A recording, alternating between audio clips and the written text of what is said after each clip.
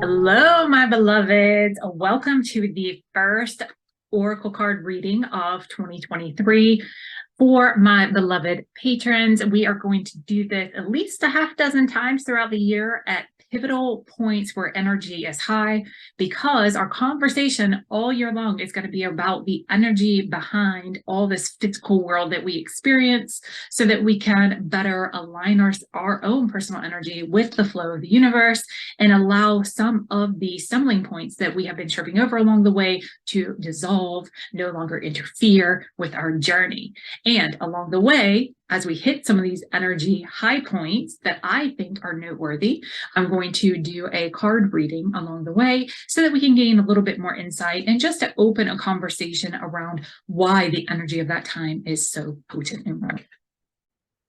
So at our first session of the year, this coming Tuesday, February the 14th at 9 a.m., we're going to kick off our first live session. For those of you that are plugged in at the level to plug into these sessions, then you are welcome to join live or catch the replay. So I will dive more deeply into the energy of the new year on Tuesday's first session as we open up the conversation about tapping into the energy behind this physical world as it unfolds around us. And for today's drawing, that's the energy that I tapped into. What message do the mermaids want to bring to us that would be most helpful to support all the energetic shifts and transitions that are going to be happening from the time that I do this card reading up until we do the next one, which I believe will be around the spring equinox. And I'm pretty excited to talk about that with you too. So the cards that I'm going to share with you today represent insight, reflective points for you to take back and, just sit with and see where they lead you. That will be helpful to process the energy and to move through and navigate all that you experience in the first few months of the year. So January, which has already passed, February that we're a part of, and going into March up until the next card reading.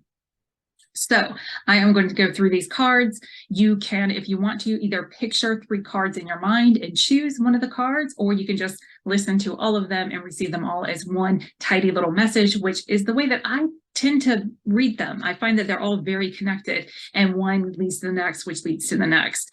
However, if one resonates more with you, the whole point of everything that I bring to you is to help you develop a better connection with your own intuition, your own inner guidance and navigational system, and your own energy field. So what is most important to me is that you go with which one calls to you the most, more so than you doing it any certain way that I happen to dictate or offer up. So trust your instincts. Pick one of the cards, 1, 2, or 3. Be open to all of the cards. Can't get this wrong. Okay. The first card that comes through is card number 22, which is a divine number in itself. It's one of the angel numbers, being a double-digit repeating number. So card number 22, and it is divine sensuality. And the message that comes along with this card is making love erotica. Now, the mermaids sing. Yes, the mermaids are protectors and champions of sexuality and freedom, allure, and power. To experience physical bliss is not a purely physical event. There is an intimate connection that connects people who make love or kiss or even just shake hands, who touch. And when we exchange this great intimacy with another, there is established between us a strong energetic connection. So it is wise to consider who we make love with and when and where and very much why. But there is also an undercurrent in our culture that still sees lovemaking, sensuality, and the love of the pleasure of the body and the celebration and elevation of that pleasure to an art as something that is laden and twisted with guilt. The tainted sexual beliefs of the medieval era, which led to a hatred of the body, of sexuality, and a demonization of women, are still with us in some ways. Even the sexualization of our bodies undermines our ability to make love, to pleasure ourselves, and to enjoy this great pleasure and joy that has been gifted to us. The mermaid has come to be a symbol of the temptress, the woman who wishes to draw men and lovers to her, and in many ways, she is the symbol of danger. And so it is with our sensuality. If you have drawn this card, it is likely you are ready to explore and dive into your own physical expression of bliss. It may be through making love with a cared for other, achieving greater intimacy in your relationships, or even experiencing blissful sensual moments while receiving a massage or dancing.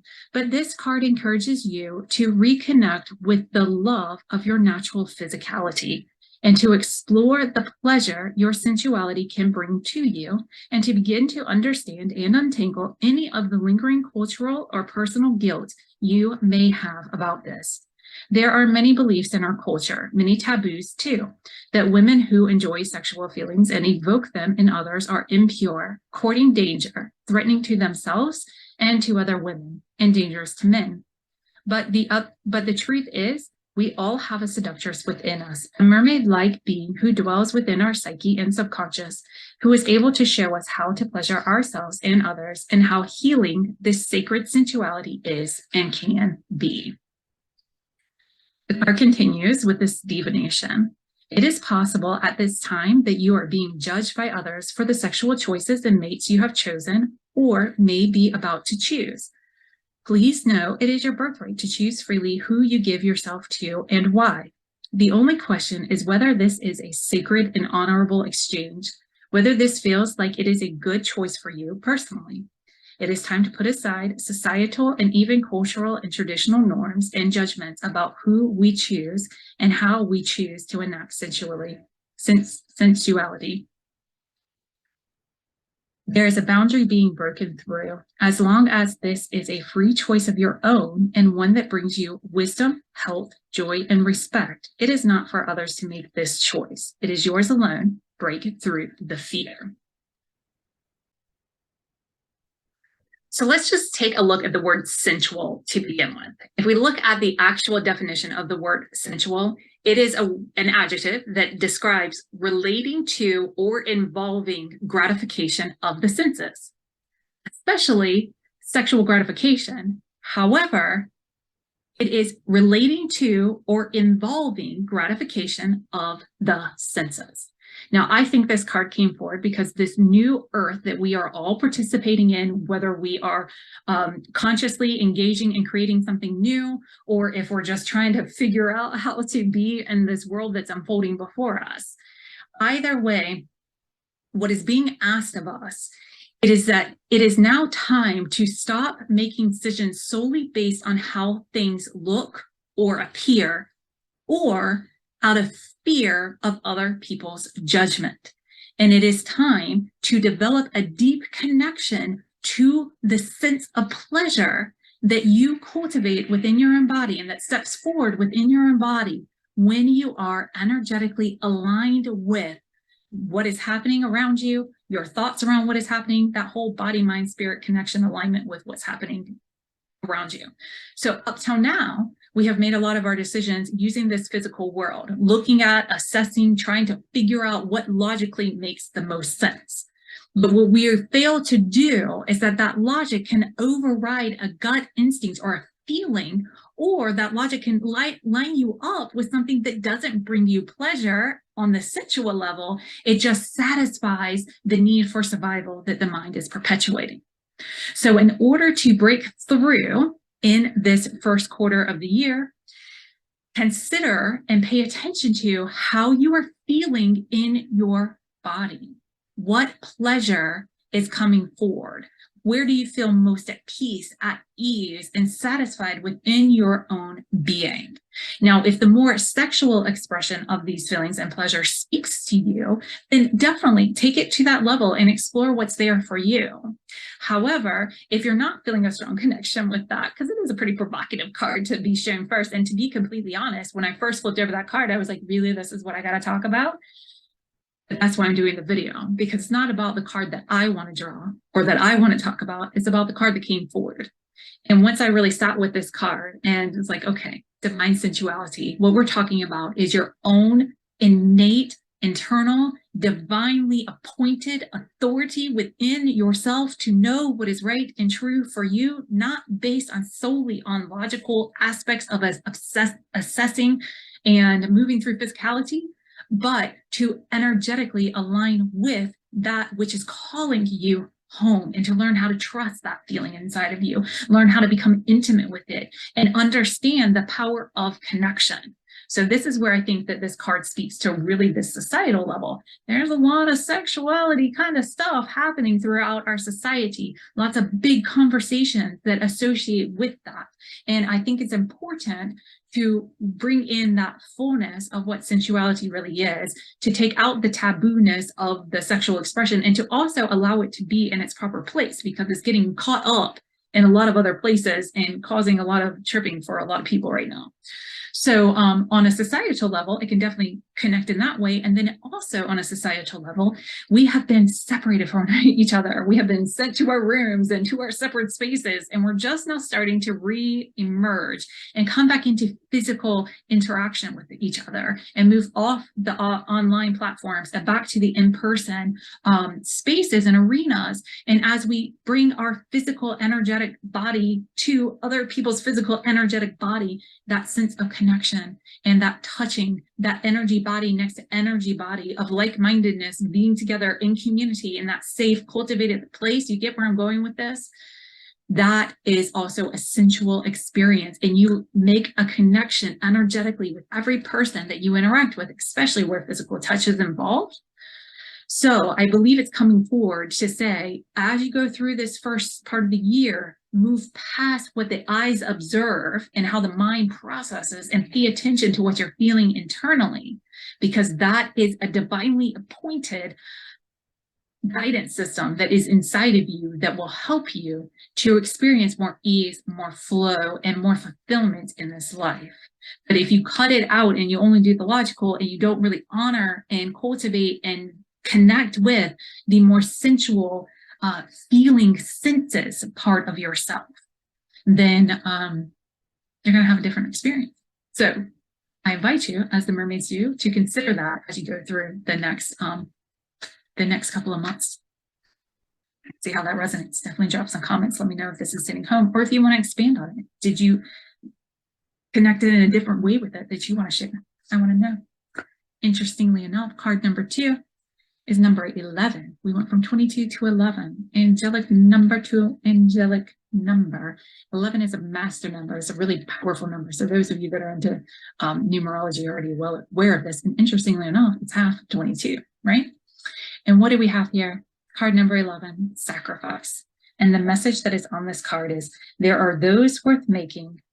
There are those that will destroy you. I love how this plays together with the first card, divine sensuality, because when you pay attention to how things feel, you can heighten your discernment between those that will be worth making and those that will destroy you. So let's see what the mermaids have to say. The mermaids sing. We know that in the world of the air, there is often a need to choose between what is wanted now and what is best to wait for. And in your language, this sometimes means sacrifice. We have heard of the stories you have told each other, and the deities of the land and the sky have done this. In the ocean, there have been great sacrifices too. The whales sometimes have beached themselves to feed their communities of people, your ancestors. They are more evolved, and they know that at times the individual lifetime is not as sacred as the soul's evolution. In your world, there is the tale of the great deity of masculine power, Odin, the father god of your Nordic peoples, and how he drank from a pool of wisdom, water, the wisdom bringer, and then hung on the ash tree for 9 nights, returning to the world without one eye, but with knowledge. We have heard from the Vikings that he did not regret this sacrifice, that he knew that to gain the knowledge, something had to be given up. You have heard of the goddess of the people of the far north and of the Americas, as you call them, the Inuits, and their goddess, Sedna, whose father cut her fingers from her hands to stop her clinging to the side of his boat. Some say this was a sacrifice, but this was not her choice. And so we wonder why you sometimes let people steal from you and claim it to be a sacrifice. In your tale about us, the Little Mermaid, It is said that she chooses to give up her voice and her ability to swim, and even walks with great pain just to have the love of a human man. This is a sacrifice, but she gave up what was sacred, herself, and in the end is neither mermaid nor woman, not love, nor with kin. She is alone, as sea foam. Disney told a different version of that story, but if you read the original, that's what we're at. So when you choose to sacrifice something, ask, what is it for? Is it sacred? Do you want someone to do something in return? Or is it because there's an outcome that is better, truly better than the perceived loss? Be wise in your sacrifices. Make them and choose, else it is in nothing but manipulation and robbery. The divination of this card continues. You may be contemplating doing something that is a hardship or giving up something that is precious to you in order to demonstrate how important a third option is to you. Remember to make the choice to sacrifice, and that by doing so, you have made what has been offered up holy and made more sacred the goal you are questing for. Make your sacrifices wise ones and be sure to decide whether the sacrifice is the best path. Sometimes people make what they think are sacrifices because they feel others will view them in a certain way. And by doing so, they can become martyrs and wish only to be viewed as good. Remove this from your thinking. See whether you truly wish one thing or another. And then when you make the choice and it is freely given, then you have truly made something sacred.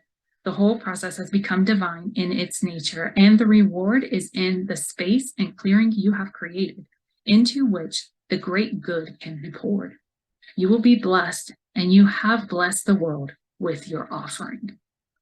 I love this card coming through because so many of us, again, on a societal level, there are some sacrifices worth making, and there are some that will destroy you. And it is not a sacrifice if it is not of your own choosing. And when it is of your own choosing and you offer it up freely, it becomes holy. But when you do it and it victimizes you, you become a martyr of your situation. So you can see the helpfulness of having that more keen discernment when it comes to that which you are sacrificing or having to let go. I can speak to how this has played out in my life over recent times. Sometimes sacrifice looks like giving up what you think you want, just like the card said, for a third option that you want more. So if I want to do everything that my heart has nudges towards doing, it means I have to wake up early in my day and I have to be very mindful with my time, and I have to be highly productive in the time that I have scheduled for productivity in order to make it all happen and in order to honor my rest time. So what looks like a sacrifice, like waking up early and sacrificing my morning sleeping in, we'll say, is actually something very holy that I offer up in order to be a better service to you and to also be of better service to myself, to steward all that is coming to me, through me, and around me on a higher level. So take that time to reflect in your own life. And as you interact with those around you and watch life unfold in front of you on the societal level, pay attention to the sacrifices. And I invite you to do some reflection and sharpen your discernment over what is a sacrifice and what is martyrdom, what is a sacrifice and what is being forced upon you, and what is it that you really are sacrificing if what you receive is something even better on the other side. And the last card, which brings this whole story to a lovely, ripe conclusion, is card number 17, which whenever you break that down numerically, turns into an 8. 8 is all about balance, harmony, living out your soul's life path. This card number 17 is farewell to the moon. Farewell to the moon. The message is appreciate and enjoy the lunar light and cycles. The mermaids sing, we love the moon, for she is precious, and yet we are bidding her a long farewell, appreciating her energy. Humans are not so long-lived, and their priorities often reflect their lifespan. But we know the beautiful moon is distancing herself little by little, and the power of the sun grows stronger. So we connect as much as we can when she is present. And if you too watch the sky and her crystal ball, you will feel the sea mother's tides and cycles dancing with the sacred moons waxing and waning. That all in the universe breathes as one, and that what is above connects and affects what is below. You humans too respond to the moon's tides, to the solar tides, to the galactic tides. The great ocean may respond more rapidly, but the firm earth also breathes in and out, as do the waters of this beautiful planet, all dancing with the moon and observed by this beautiful being of the sea. Connect with her, for she moves you always. Come to know her, and you will know the mystery of life without ever being able to speak it. It will live in your bones, blood, and cells, in the water of your blood, and you will be free of the falsehoods of your human time and come to know the times and cycles that are old, wise, and powerful. The divination of this card continues. It is as natural as breathing out and breathing in, and to sink in, we need do nothing but live. Yet, you are now being called to live in deeper partnership with the cycles of lunar sea, so that the magic of your life becomes fuller, deeper, richer, so that you live with more ease, flow, courage, and gratitude. Like the moon, you shine and you dim, you grow and you shrink. All these things are taught by the simple observation of walking, swimming, dwelling in the oceanic magics by moonlight. If we learn to yield and encapsulate, set the tone, lead, and allow another to take control at times, all will be well. This dance is echoed in the varying shapes of the moon as she yields to darkness, then grows in brightness each month, as women bleed their oceanic bloods each lunar month. 13 moons. Observe the moon. Be under her light. Withdraw with her darkening. Know that her phase was at the moment you first know what her phase was at the moment you first drew breath. It need not be complex. The simple connection will change you so that your true essence can come forth and be known by the world. I read this card two different ways, and I'm going to share them both with you. One, it obviously is an invitation to pay attention to and sync up with the natural cycles that are happening all around us. This is the very reason I have the conversation on my heart that I'm going to be sharing with this community throughout 2023 about the rhythms and the cycles, so that you can understand what is happening behind the scenes of everything that we experience in this physical world. And one of the ways that we can sync up and align ourselves and better understand it is to pay attention to the lunar cycle and start to pay attention to how you feel during each phase of the cycle. And you may find that at certain times you feel certain ways consistently, and then you can begin to align your life with that, so that on times where you sync up with the moon and you feel more of a down energy, you're not making that your go week trying to make your business work, and vice versa. So I believe this card is coming forward to say, pay attention, because you are part of nature, and nature is telling you everything that you need to know and pay attention to, because there's a rhythm and there's a cycle, just like there's an in and there's an out with your breath. You are naturally syncing up with the pulse, the rhythm, because you are part of nature in this natural world. And the better that you recognize that, the more connection that you have with that, even if it's a very simple connection. This doesn't have to be complex stuff, as the card said. You will have a richer, fuller, more deeper fulfillment in your life. And I have found that to be true as I've implemented the same thought process in my own life. The second thing that I think this card is inviting us to reflect on is the moon itself. When we talk about the moon versus the sun, we're looking at masculine versus feminine, or we can say feminine versus masculine, where the sun represents a more masculine energy with its bright glaringness, its pronouncedness, and then the moon represents a more feminine energy. It's a reflective light. It's a more gentle light. It's a softer light. What's interesting about the two different cascades of light is that they present different images looking at the same thing. So in the light of day, things are illuminated. And things are also hard to see because it can be so bright. But under a full moonlight, for example, there's a softer light. There's different shadows that push forward and fall back. And you can begin to see some things that you can't see under the bright light of the day. So when we're thinking about the masculine, when we're thinking about the brightness, when we're thinking about all that physical sensation, we are talking about this physical world or our physical self, right? When we think about the moon, reflective, soft, feminine, we are talking about our energetic self, our emotional self, right? So when we take time to reflect over what's happening internally, that internal self, reflective self, then we can start to make better sense over what we're seeing, observing in the daylight in our external self. And I believe that this is coming forward to say, pay attention to those rhythms and cycles and take time to do some internal reflection. Because that's really, again, where the magic happens. And this is the kind of magic that brews the kind of stuff that we really desire in our life. The fulfillment, that little je ne sais quoi, that little thing that we look for, that divine sensuality, that pleasure that comes about, right?